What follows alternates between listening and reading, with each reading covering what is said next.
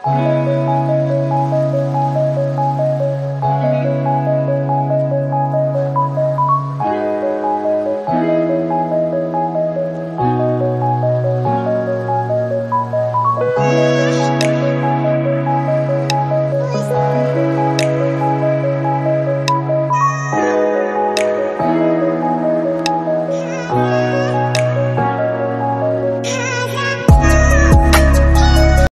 Hello everyone, welcome to my Venky travel dairy channel.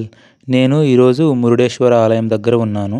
ఈ మురుడేశ్వర ఆలయానికి మన రెండు తెలుగు రాష్ట్రాల నుంచి ఎలా చేరుకోవాలి, అలాగే ఈ మురుడేశ్వర్లో ఎక్కడ స్టే చేయాలి, ఇక్కడ చూడవలసిన ప్రదేశాలేంటో చూద్దాం రండి.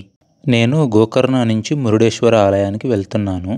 గోకర్ణ నుంచి మురుడేశ్వర ఆలయం అరౌండ్ 70 కిలోమీటర్ దూరంలో ఉంది. గోకర్ణ నుంచి మురుడేశ్వర్కు డైరెక్ట్ బస్సెస్ చాలా తక్కువగా ఉంటాయి. మీకు డైరెక్ట్గా మురుడేశ్వర్కు బస్సెస్ దొరకకపోతే గోకర్ణ నుంచి హొన్నావర్ వరకు బస్సెస్ ఉంటాయి. అక్కడి నుంచి మినీ ప్రైవేట్ బస్సెస్ మురుడేశ్వర్కు వెళ్తాయి. ఈ జర్నీ 1.5 అవర్ ఉంటుంది. మన రెండు తెలుగు రాష్ట్రాల నుంచి మురుడేశ్వర్కి డైరెక్ట్ బస్సెస్ ఆర్ ట్రైన్స్ లేవు. మనం ముందుగా హుబ్లీ చేరుకోవాలి.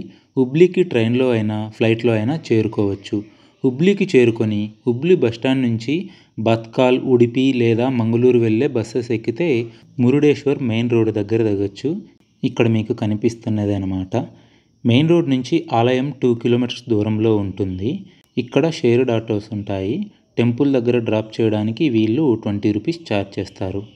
నేను యాక్చువల్గా గోకర్ణ నుంచి రెంటెడ్ స్కూటీ తీసుకొని మురుడేశ్వర టెంపుల్కి వెళ్ళాను. మనం రెంటెడ్ బైక్ తీసుకునేటప్పుడు ఈ బైక్ మనకి ఇచ్చేటప్పుడు ఏ కండిషన్లో ఉందో వీడియో తీసుకొని పెట్టుకోవాలి. ఇలా ఎందుకు వీడియో తీసుకోవాలి అంటే మనం బైక్ రిటర్న్ ఇచ్చేటప్పుడు వీళ్ళు మనని మోసం చేస్తారన్నమాట. మేము ఇచ్చినప్పుడు బైక్ చాలా బాగుంది, మీరు డ్యామేజ్ చేసుకొని తీసుకొచ్చారు, అమౌంట్ కట్టండి అని. సో అందుకే సేఫ్టీగా మనం ముందే ఒక వీడియో తీసి పెట్టుకుంటే బాగుంటుంది. నాకైతే 1 డేకి 800 రూపీస్ ఛార్జ్ చేశారు, పెట్రోల్ ఎక్స్ట్రా అనమాట. గోకర్ణ నుంచి మురుడేశ్వర్కు వెళ్ళే దారి చాలా అంటే చాలా బ్యూటిఫుల్గా ఉంటుంది. చుట్టూ కొబ్బరి చెట్లు, అరటి చెట్లు, అలాగే మధ్యలో నది చాలా అంటే చాలా బ్యూటిఫుల్గా ఉంటుంది. చూడండి, వ్యూస్ మాత్రం హైలైట్గా ఉన్నాయి. ఈ జర్నీ కూడా చాలా అంటే చాలా పీస్ఫుల్గా సాగుతుంది. నేను మురుడేశ్వర్ చేరుకున్నాను. ఇది మురుడేశ్వర్ టెంపుల్కి వెళ్ళే వే. చూడండి, అంటే మెయిన్ రోడ్ నుంచి ఒక 2 కిలోమీటర్స్ ఉంటుందన్నమాట టెంపుల్ దగ్గరికి వెళ్ళటానికి. ఈ మురుడేశ్వర్లో స్టే చేయడానికి 1000 to 1500 మధ్యలో రూమ్స్ దొరికేస్తాయి. నేను ఈ మురుడేశ్వర్లో రూమ్ తీసుకోలేదు, ఎందుకంటే నేను ఆల్రెడీ గోకర్ణలో రూమ్ బుక్ చేసుకున్నాను. నేను టెంపుల్ దగ్గరికి రీచ్ అయ్యాను. ఇదే అనమాట టెంపుల్ లోపలికి మెయిన్ ఎంట్రన్స్. చూడండి, ఇక్కడ కనిపిస్తున్న గోపురం ఎంత బ్యూటిఫుల్గా ఉందో. ఈ ఆలయానికి మెయిన్ అట్రాక్షన్ ఏదైనా ఉంది అంటే ఈ రాజగోపురమే. ఈ రాజగోపురం ఎత్తు 249 ఫీట్స్ ఉంటుంది.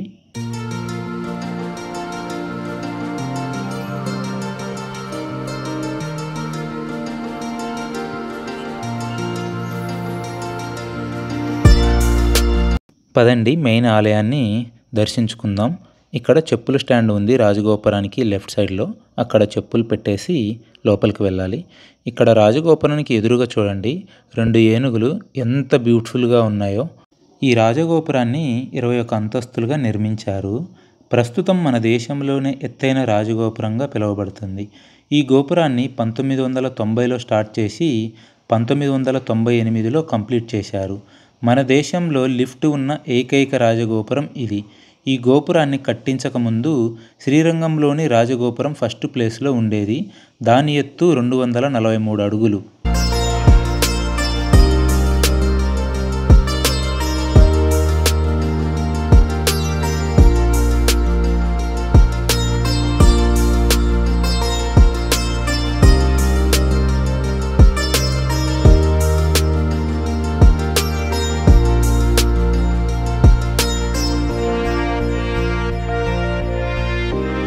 పదండి ముందుగా ఆలయంలోకి వెళ్ళి స్వామివారిని దర్శనం చేసుకొని వచ్చి నెక్స్ట్ ఈ గోపురం పైకి వెళదాము.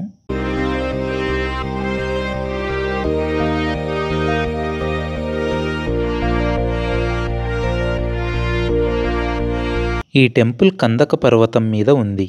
ఈ పర్వతం చుట్టూ 3 వైపులా అరేబియన్ సముద్రం ఉంటుంది. ఈ ప్రదేశంలో సాక్షాత్తు శివపార్వతుల పాదధూళి పడిన పావన తీర్థం ఇది. సూరపతి అయిన ఇంద్రుడు దర్శించిన ఆలయం ఇది. ఈ రాజగోపురం నుంచి కొన్ని స్టెప్స్ పైకెక్కాలి, అంటే మెయిన్ టెంపుల్లోకి వెళ్ళటానికి. చూడండి, ఇదే అన్నమాట వే. ఈ టెంపుల్ టైమింగ్స్ వచ్చేసి మార్నింగ్ 6 నుంచి ఆఫ్టర్నూన్ 1 PM వరకు ఓపెన్లో ఉంటుంది. అలాగే ఈవినింగ్ 3 నుంచి నైట్ 8:30 వరకు ఓపెన్లో ఉంటుంది. ఈ ఆలయం యొక్క పూర్తి పేరు వచ్చేసి మతోబార్ శ్రీ మురుడేశ్వర దేవాలయం. ఇక్కడ వ్యూ చూడండి, చాలా బ్యూటిఫుల్గా ఉంది. ఇదే అన్నమాట మెయిన్ టెంపుల్. టెంపుల్ ఎంట్రన్స్లో ధ్వజస్తంభం ఉంది. ఈ టెంపుల్ లోపల మెయిన్ అంటే గర్భగుడి ఉంటుంది కదా, అక్కడ వీడియో నాట్ అలౌడ్ అంట. నేను అయినప్పటికీ మీకు చూపించడం కోసం ట్రై చేస్తాను. సరిగా కనిపించకపోవచ్చు. చూడండి, ఇక్కడ స్కాన్ చేసి మనని లోపలికి పంపిస్తారు. ఈ ప్రదేశంలో కొలువు తీరిన స్వామిని మురుడేశ్వరుడు అని పిలుస్తారు. ఇక్కడికి వచ్చి స్వామిని దర్శించుకొని కోరికలు కోరితే తీరుస్తాడని భక్తుల విశ్వాసం. ఈ ఆలయంలో ఏదైనా పూజలు చేయించుకోవాలనుకుంటే ఇక్కడ ప్రైజ్ లిస్ట్ ఉంది.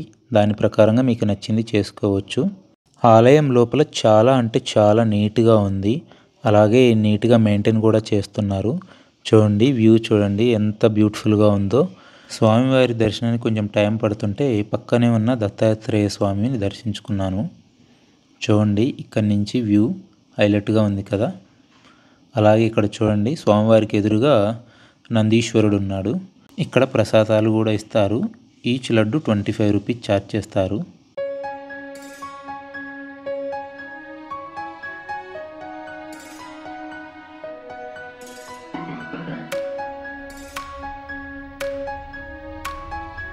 నేను స్వామివారిని దర్శనం చేసుకొని ఇలా బయటకు వచ్చేటప్పుడు గర్భగుడి లోపల వీడియో తీశాను. అంటే స్వామివారిని మీకు చూపించలేకపోయాను.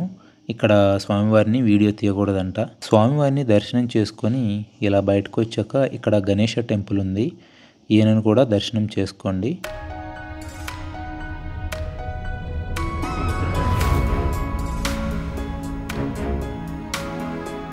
ఈ ఆలయం చాలా అంటే చాలా అద్భుతంగా ఉంటుంది. చూడండి, చాలా బ్యూటిఫుల్గా ఉంది కదా.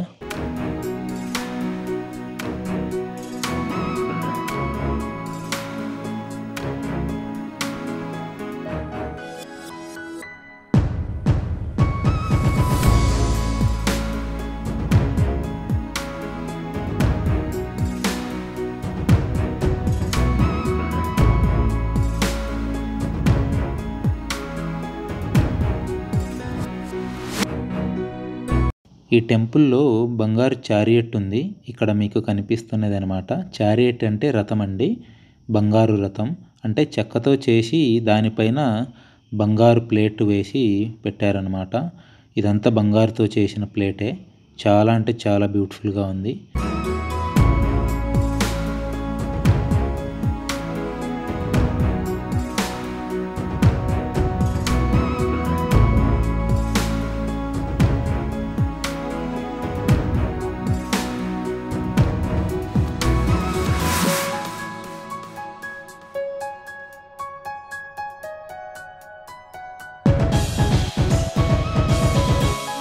ఇప్పుడు ఈ రాజగోపురం పైకి వెళ్దాము. ఈ గోపురం పైకి వెళ్ళడానికి పెద్దవాళ్ళకి 20 రూపీస్, చిన్నపిల్లలకి 10 రూపీస్ ఛార్జ్ చేస్తారు. మనల్ని 18th ఫ్లోర్ వరకు మాత్రమే అలౌ చేస్తారు. ఈ గోపురం పైనుంచి మనకి టోటల్ 4 వ్యూస్ కనిపిస్తాయన్నమాట. మీకు ఒక్కొక్కటిగా చూపిస్తాను, చూడండి.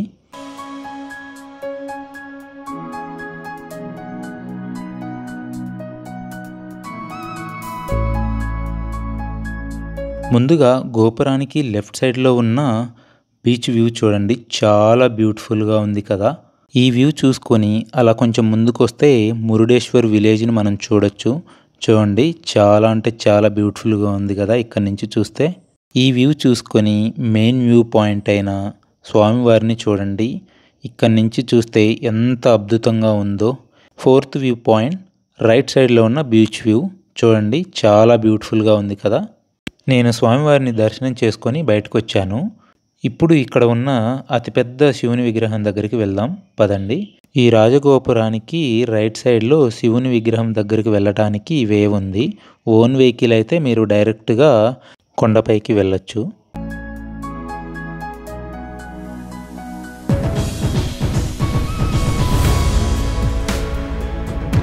ఇక్కడ కనిపిస్తున్న మహాశివుని విగ్రహం మన ఇండియాలో 3వ అతిపెద్ద విగ్రహం.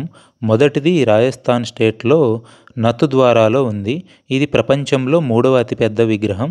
రెండవది నేపాల్ దేశంలోని సాంగాలో ఉంది. ఈ విగ్రహం ఎత్తు 123 అడుగుల ఎత్తు ఉంటుంది. ఈ విగ్రహం కింద శ్రీ సుందర రామేశ్వర ఆలయం ఉంది, దర్శించుకోండి. అలాగే ఈ విగ్రహం కింద భూకైలాస్ మ్యూజియం ఉంది, తప్పకుండా చూడవలసిన ప్లేస్ ఇది. దీని టికెట్ పెద్దవాళ్ళకి 20 రూపీస్, చిన్నపిల్లలకి 10 రూపీస్ ఓన్లీ. ఇలా ఇక్కడ లెఫ్ట్ సైడ్లో మ్యూజియం లోపలికి వెళ్ళడానికి వే ఉంటుంది చూడండి.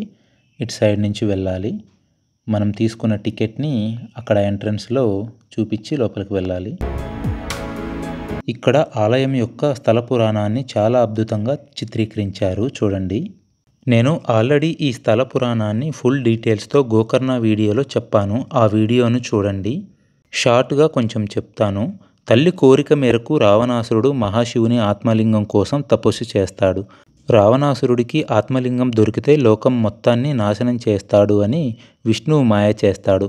మోసపోయానని తెలుసుకున్న రావణాసురుడు మళ్ళీ తపస్సు చేస్తాడు. తపస్సు మెచ్చిన శివుడు ఆత్మలింగాన్ని ఇస్తూ ఒక షరతు పెడతాడు. లంకకు వెళ్ళే అంతవరకు ఈ ఆత్మలింగాన్ని నేల మీద పెట్టకూడదు అని అంటాడు. రావణాసురుడు ఆత్మలింగం తీసుకొని గోకర్ణ చేరుకునే సమయానికి విష్ణువు మాయ చేసి సంధ్యా సమయం అయ్యేలా చేస్తాడు. ఆ సమయంలో బాలుడు రూపంలో మారువేషంలో ఉన్న వినాయకుడికి రావణాసురుడు ఆత్మలింగం ఇచ్చి సంధ్యావందనం చేసి వస్తానని చెప్పి అప్పటి వరకు ఈ ఆత్మలింగాన్ని క్రింద పెట్టవద్దని చెప్తాడు. వినాయకుడు రావణాసురుడు వచ్చేలోపే ఆత్మలింగాన్ని నేల మీద పెట్టేస్తాడు. రావణాసురుడు ఆ లింగాన్ని పైకి ఎత్తటానికి ఎంత ప్రయత్నించినా కుదరదు. అలా ఎత్తుతున్న సమయంలో ఆ లింగం పైన ఉన్న వస్త్రం ఈ మురుడేశ్వరలో పడింది. అలా ఈ క్షేత్రం ఏర్పడింది అని పురాణాలు చెబుతున్నాయి. ఈ స్థల పురాణాన్ని డీటెయిల్గా గోకర్ణ వీడియోలో చెప్పాను. దాని లింకు కింద డిస్క్రిప్షన్లో ఇచ్చాను, లేదా ఇక్కడ పైన కార్డ్స్లో వస్తుంది, ఇంట్రెస్ట్ ఉంటే చూడండి. ఆ విగ్రహాన్ని చూసుకొని విగ్రహానికి రైట్ సైడ్లో శనీశ్వర ఆలయం ఉంది. ఈ ఆలయాన్ని కూడా దర్శించుకోండి.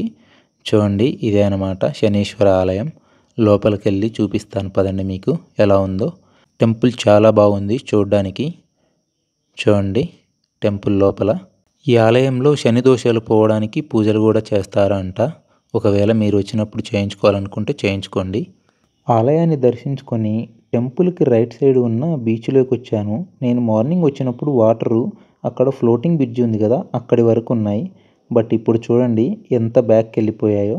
మరి ఇలా ఎందుకు జరుగుతుందో నాకు తెలీదు. మీకు తెలిస్తే కామెంట్ సెక్షన్లో కామెంట్ చేయండి. ఇక్కడ ఫ్లోటింగ్ బ్రిడ్జ్ కూడా ఉంది. మీరు ఫ్లోటింగ్ బ్రిడ్జికి మీదకి వెళ్ళాలి అనుకుంటే ఈచ్ మెంబర్కి 150 రూపీస్ ఛార్జ్ చేస్తున్నారు. కనిపిస్తుంది కదా, ఇదే అనమాట ఫ్లోటింగ్ బ్రిడ్జ్. మీకు ఇంట్రెస్ట్ ఉంటే ఎక్స్పీరియన్స్ చేయండి. అలాగే ఇక్కడ బోటింగ్ రైడ్ కూడా ఉంటుంది, దాన్ని కూడా మీరు ఎక్స్పీరియన్స్ చేయొచ్చు. ఈచ్ మెంబర్కి 200 రూపీస్ ఛార్జ్ చేస్తారు అంట. నేను ఈ బీచ్లో కొంత సమయం స్పెండ్ చేసి యానా కేవ్స్ చూడడానికి వెళ్ళాను. డ్రోన్ వ్యూలో బీచ్ వ్యూస్ చాలా బ్యూటిఫుల్గా ఉన్నాయి.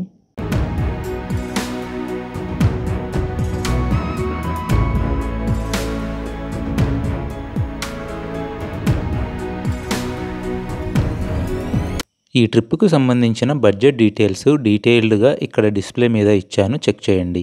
ఈ వీడియోకి సంబంధించి మీకు ఏ డౌట్ ఉన్నా కామెంట్ సెక్షన్లో కామెంట్ చేయండి, నేను రిప్లై ఇస్తాను. మీకు కనుక ఈ వీడియో నచ్చినట్లయితే ఈ వీడియోని లైక్ చేయండి, షేర్ చేయండి, అలాగే సబ్స్క్రైబ్ చేసుకొని పక్కనే ఉన్న బెల్ ఐకాన్ని క్లిక్ చేయడం మర్చిపోకండి. Thank you for watching.